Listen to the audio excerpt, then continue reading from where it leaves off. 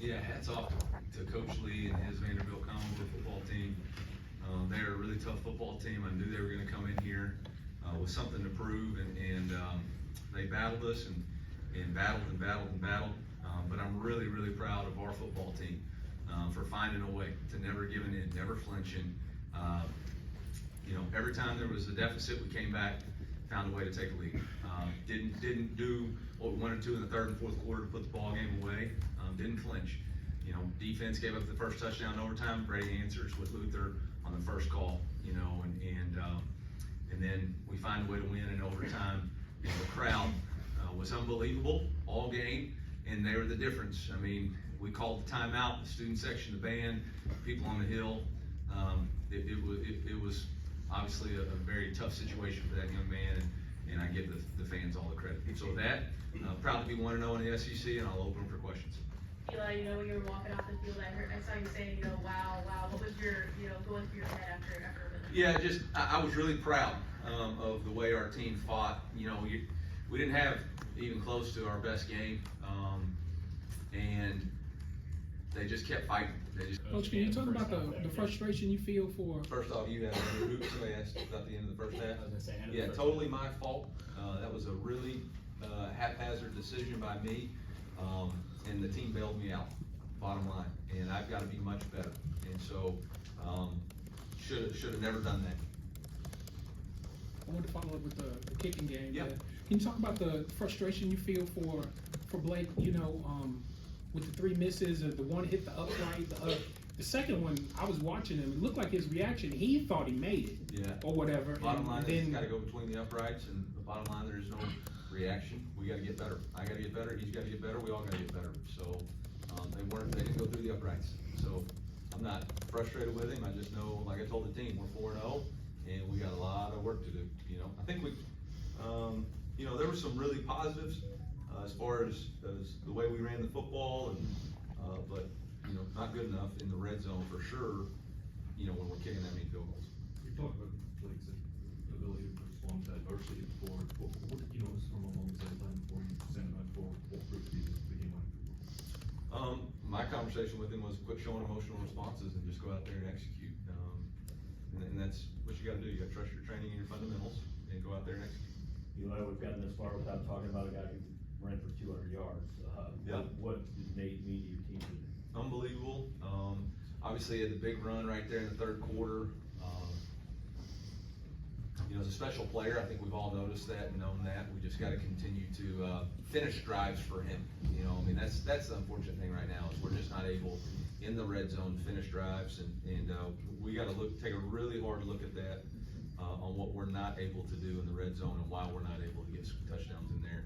The 3 field goals, at the end of the day, we got to be scoring touchdowns anyway. So that's on us. And that by us, I said that's on me. That's a good ring. And that first touchdown that Vandy had, what happened in the second? Was that another drive in the backfield thing? Yeah, it was yep. Just a really poor play on the defensive side of the ball. So we got to get a lot better. There was at least 2 instances today, if not more, of Chuck Hicks making big stops on third down. Yeah. How has he kind of grown in the linebackers room this year? Chuck's a leader. He's a captain. He's consistent. Had a sack, and he never flinches. Coach, Zion Young got a lot of pressure early on in the game. What did you like from his performance tonight? Yeah, I thought the defensive line really played well and had pressure. The quarterback's really tough to tackle. He had 119 yards, and a lot of it was on plays that we thought we had a contained player. Obviously the last quarterback draw, was a really good run by him, and the option in the first half. We had 2 guys completely whiff on the tackle. So, but Zion Young, I thought played well. Coach, talk about the job you think your defense did handling the assignment that was the opposition's quarterback.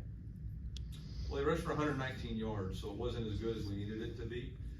Look, at the end of the day, we're all going to go back and watch this tape and say, well, a lot of things that we've got to do better. I thought our tackling angles were poor. I thought our first man in didn't tackle as well as we needed to in the run game.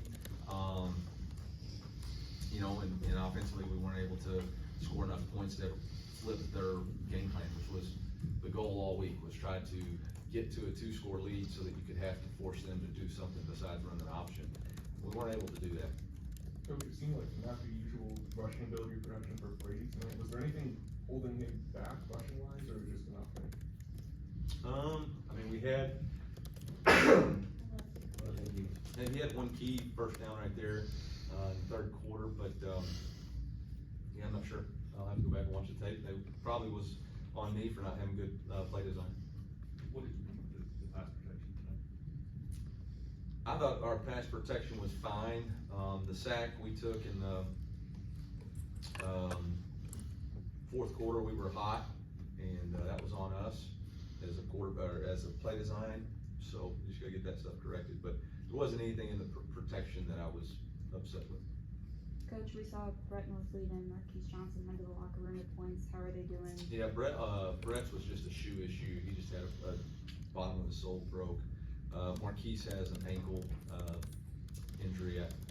I'll get more updates as it comes, but it wasn't like, couldn't return, but it wasn't anything that warranted significant. Just see how, good news for a bye week. Good time for a bye week.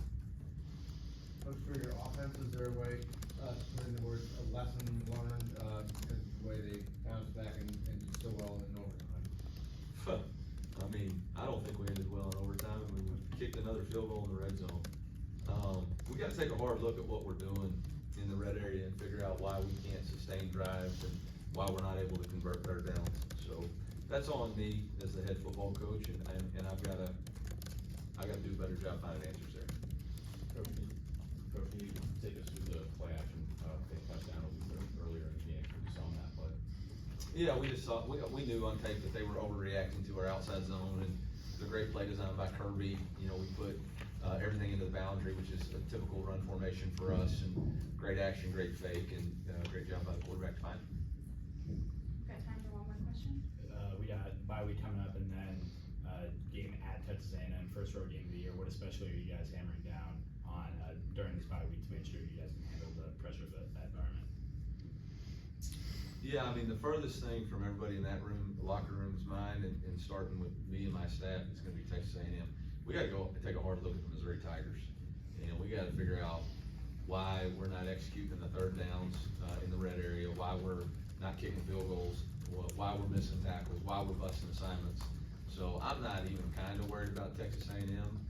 We've been doing stuff since day one of fall camp to work on noise, so I'm not concerned about that. What I'm concerned about is our team, enjoying a win, being 4-0, which is as good as we can be record-wise, but we're not as good as we can be play-wise. And, we're gonna have to settle in on that and figure out, what we gotta do to improve.